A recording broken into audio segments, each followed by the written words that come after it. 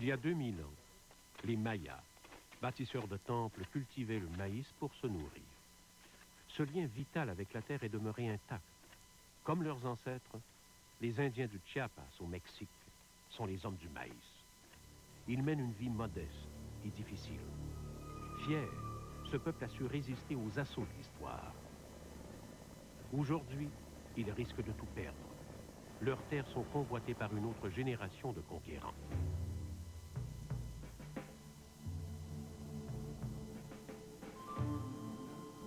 Les Indiens se retrouvent malgré eux au cœur de la tourmente. Ils sont engagés dans un combat inégal avec ceux qui veulent leurs terres.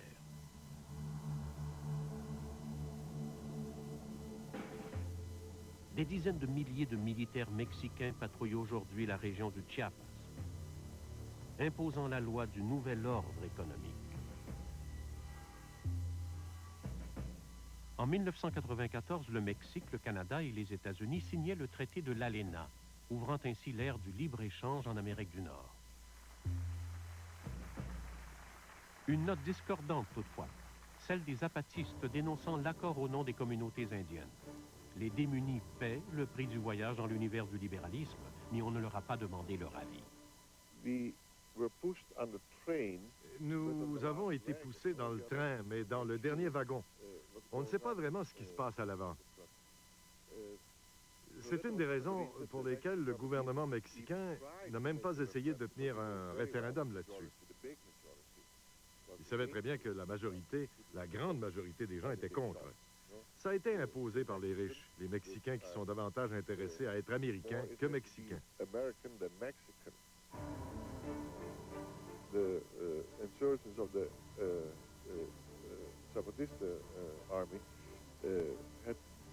L'insurrection zapatiste est reliée au fait qu'on n'a pas tenu compte des Indiens. Ils ont été mis de côté. Ça a toujours été le cas, mais cette fois, ça s'est aggravé. Alors il y a toute cette crise et cette nouvelle conscience sociale. On ne se posait même pas de questions. Mais aujourd'hui, il y a cette interrogation. Où est-ce que tout ça va nous mener? Et comment nous devons organiser notre propre société sans nous faire bousculer par le voisin du Nord?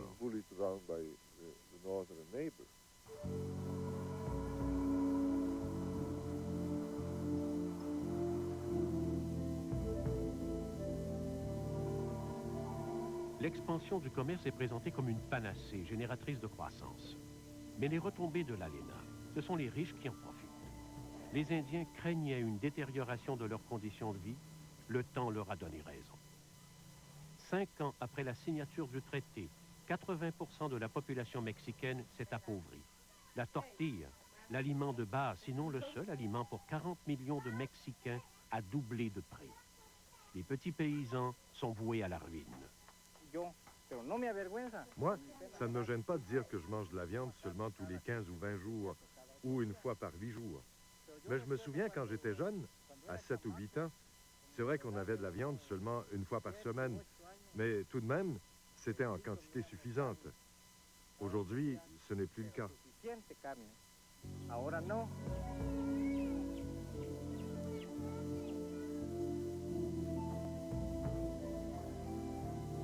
Quand on regarde le développement du niveau de vie en comparaison de l'augmentation des échanges dans le monde, on s'aperçoit que les puissances qui échangent beaucoup s'enrichissent.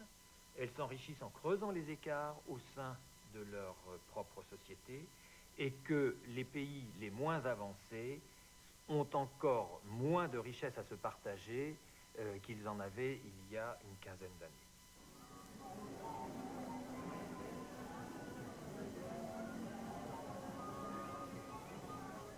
Les Indiens du Chiapas sont pauvres.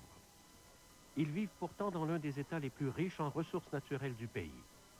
Le Chiapas produit 60% de l'énergie électrique du Mexique. On y trouve la moitié des réserves nationales de pétrole et il occupe le premier rang de la production mexicaine de fruits, de maïs, de bétail et de café.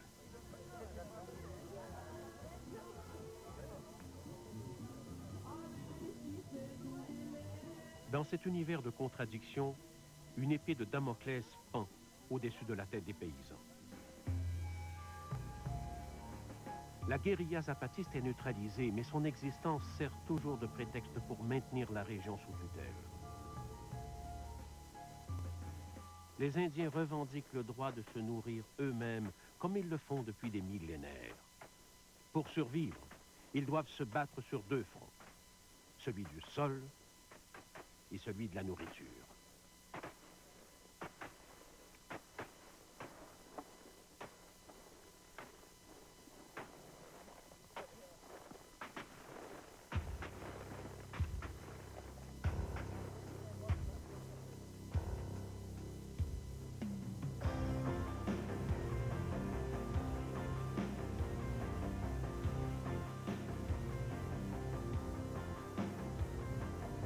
Grâce à l'ALENA et à leur supériorité industrielle, les commerçants du Nord triomphent facilement sur le front de la nourriture.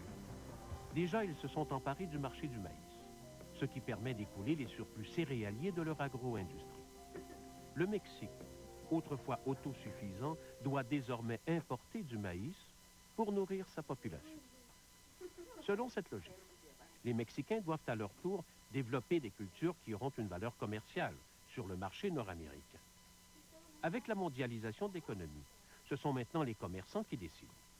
Non seulement ce que les paysans produiront, mais comment ils le produiront. C'est les marchands du temple qui commandent aujourd'hui l'orientation de la planète. Et ça me paraît excessivement dangereux. On ne peut pas avoir un marché mondial ouvert, une mondialisation qui se développe de plus en plus, sans contrôle politique, sans orientation politique, sans que ce soit coordonné, cadré par un certain nombre de règles qui ne peuvent être données que par les hommes politiques à travers la planète.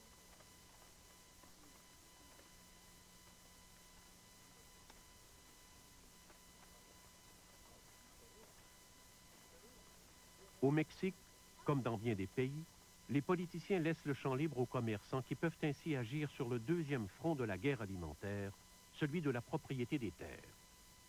Pour répondre aux conditions imposées par l'ALENA, le gouvernement mexicain a entamé une procédure de privatisation des terres. Ce changement à la Constitution permettra d'émettre des titres de propriété sur les terres communales. Les grands propriétaires auront désormais la possibilité d'accroître leur domaine en rachetant bon marché les terres des paysans. Ils sont intéressés par une agriculture industrielle, orientée vers les marchés d'exportation comme celle des fruits tropicaux. Dans ce contexte, les fermiers traditionnels sont perçus comme des empêcheurs de tourner en rond. Les paysans sont inquiets de la tournure des événements. Ils revendiquent le maintien du mode de propriété foncière traditionnel. Ce que j'espère, c'est pouvoir continuer à travailler et conserver la loi actuelle, la loi que veut casser le gouvernement. Parce que moi, j'ai vécu ça dans le temps de mon père. Toute la question de la gestion des terres. Il y a beaucoup de gens qui sont morts à cette époque-là, quand l'Ejido a été fondé.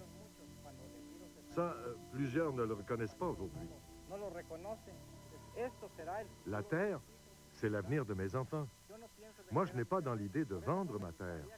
Alors, ça ne me plairait pas qu'il y ait des titres de propriété. S'il y a des titres, je lègue la terre aux enfants. Eux, ils vont vouloir de l'argent. C'est intéressant, l'argent. Alors, ils vont la vendre. Mais s'il n'y a pas de titre, ils ne pourront pas vendre la terre. Jorge Santiago est l'animateur de DESMI, un organisme de soutien au développement des communautés indiennes du Chiapas. M. Santiago, qui a déjà été emprisonné pour son action humanitaire, est préoccupé aujourd'hui par l'impact prévisible des changements en cours. L'élément fondamental pour nous, pour les paysans, c'est le changement à l'article 27 de la Constitution mexicaine, qui est au centre des intérêts des transnationales. Le changement du mode de propriété de la terre signifie la possibilité que s'établissent des agro-industries et que tout ça entraîne une transformation des modes de production locales.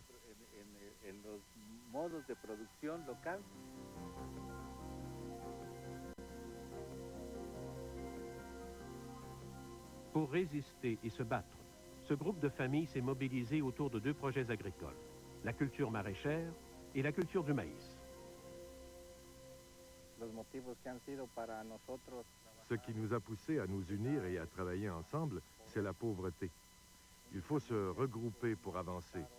Pour nous, il n'y a pas d'autre façon. Seul, on manque de ressources. Alors, on s'est associés et on a demandé un prêt à DESMI. Nos asociamos y solicitamos al préstamo con DESMI.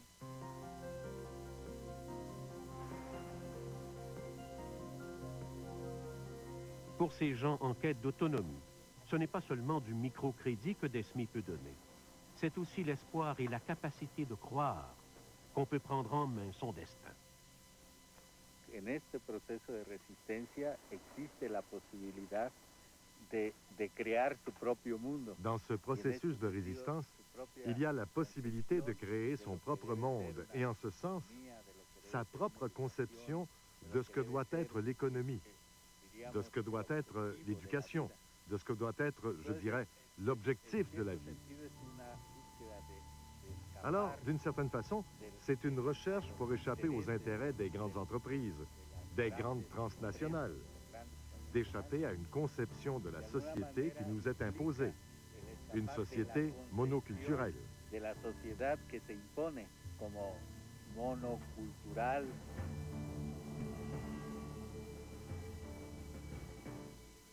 C'est le patrimoine de mes enfants que je dois maintenir.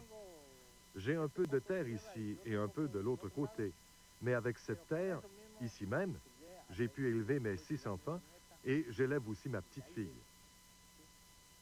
J'ai les orangers, je sème le maïs, je sème les haricots. Quand j'ai le temps, je vais une journée ou deux à l'extérieur pour faire un peu d'argent. Mais le plus clair de mon temps, je le passe ici à travailler la terre. Alors je dis que je dois la conserver. Et mes enfants, après moi, ils doivent la conserver pour en vivre.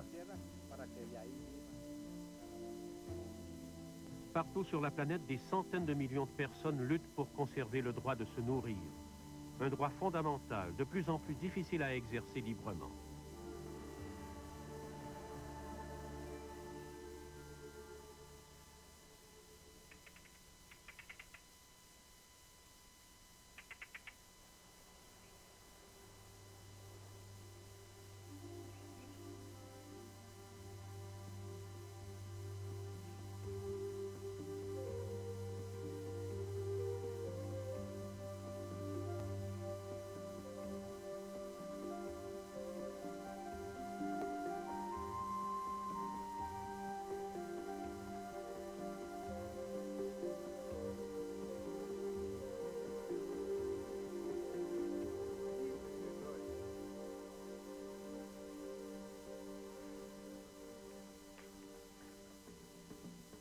Le Burkina Faso n'est pas riche. Il est pauvre parmi les pauvres. L'agriculture est sa seule richesse. Les paysans forment l'immense majorité de la population et comme tous les paysans du monde, les Burkinabés veulent vivre de leur travail. Le pays semble avoir été oublié par les forces du marché.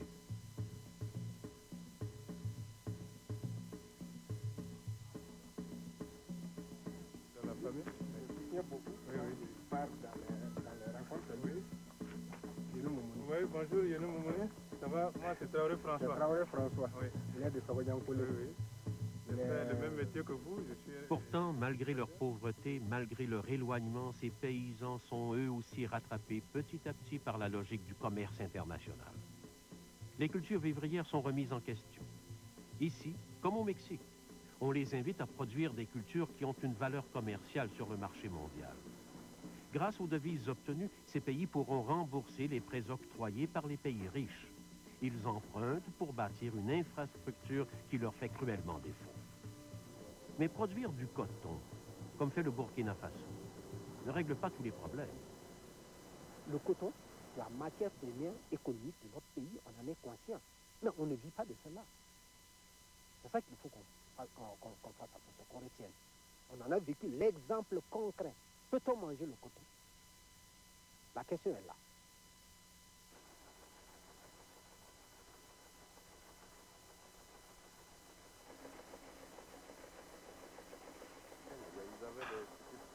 Fidel Toé est le directeur de l'UGVBM, un regroupement de paysans dans la région du fleuve Mohun, près de Dédougou. Ces paysans se battent pour assurer leur développement. Ils font cependant face à une compétition de taille, celle de l'aide étrangère. Le secours d'aide alimentaire qui vient des États-Unis ou bien de l'Europe, ça ne fait pas notre fierté, nous. Ça ne fait pas notre fierté. Nous sommes capables de sortir de ce gouffre-là.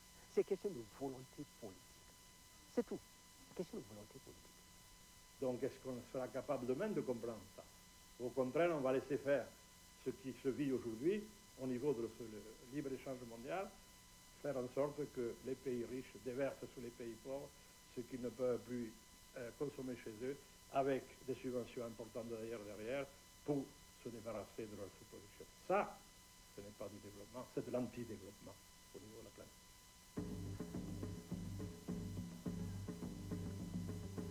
C'est ici, à l'entrepôt de Dédougou, qu'on fait la collecte des céréales.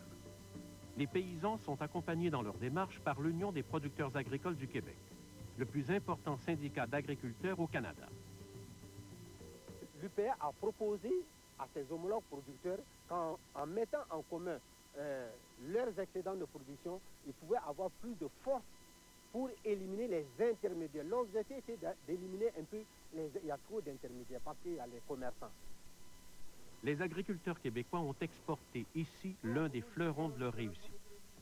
Ironiquement, pendant que les paysans burkinabés découvrent les vertus de la gestion de l'offre, cette pratique est aujourd'hui mise en péril au Québec par les ententes de libre-échange.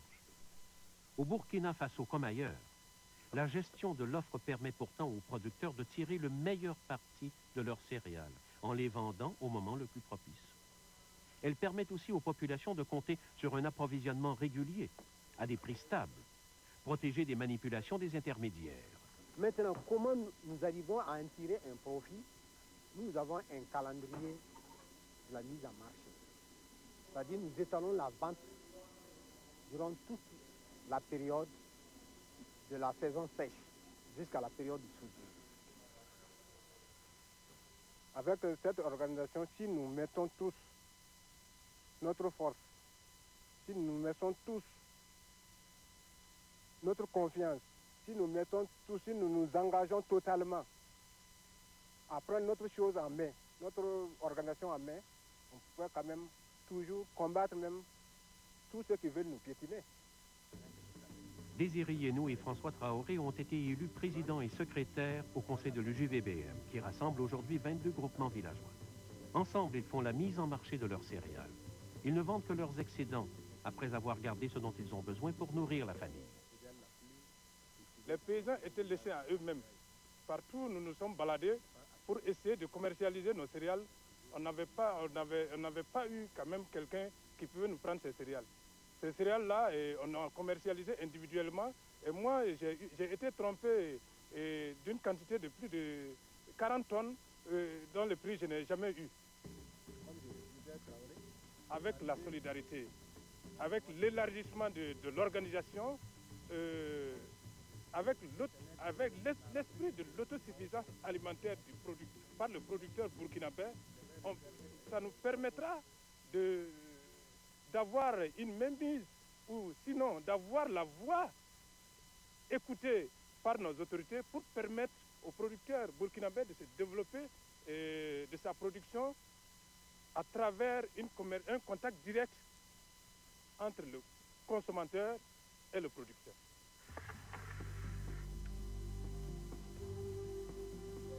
Produire des biens et des services pour le seul commerce peut donner l'illusion du progrès. Mais que le pays soit développé ou non, la sécurité alimentaire demeure une condition essentielle au développement.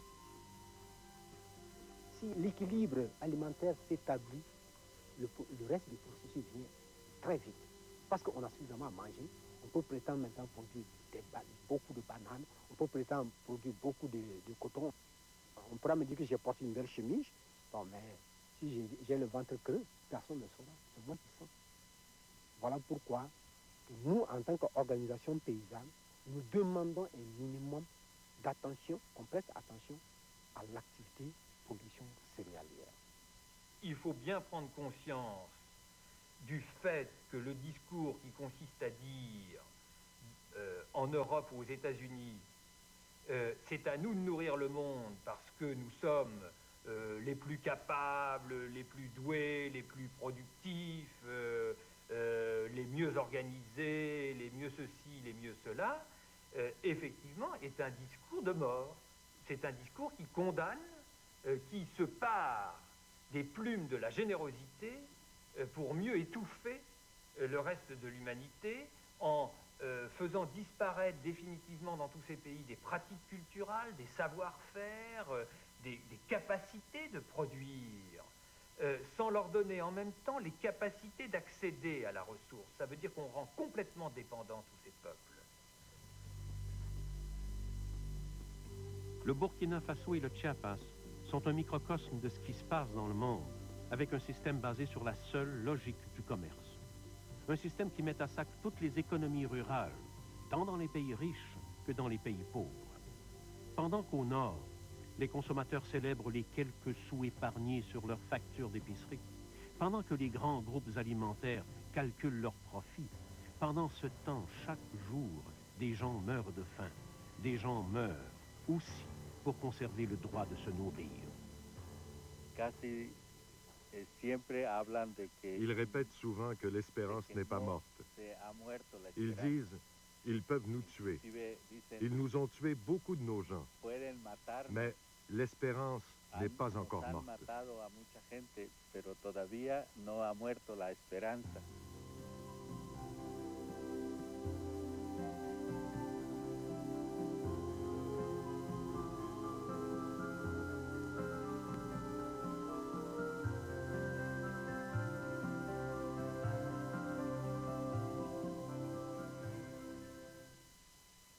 Ok, merci. Qu'est-ce qu'il dit, M. Christie?